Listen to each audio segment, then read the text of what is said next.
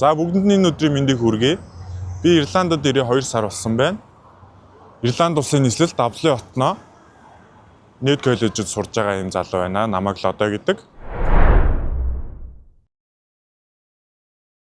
Хөлөөлт их хэд өндөр тавиад ирвэл жоохон шантрах ч юм уу, жоохон тийм асуудал гарч магадгүй гэдэг. Ер нь хүлээлттэй бол яг доовор тавиад ирсэн. Тэгээд ирэхэд бол харьцангуй надад дайжгүй.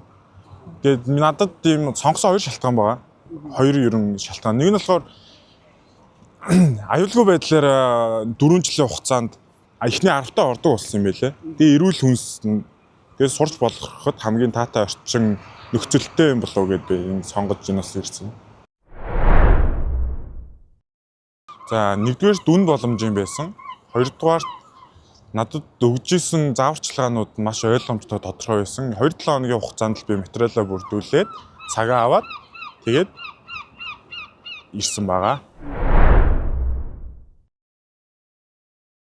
Одоо бусад агентууд ирэнгүүт жоохон орхитуулдаг асуудал гарвал энд бол Монгол төлөөлөгчтэй болохоор надад ирээд бичиг баримтууд олон асуудал тулгарнгууд надад зааварчилгаа өгч ирсэн нь хамгийн таалагдсан.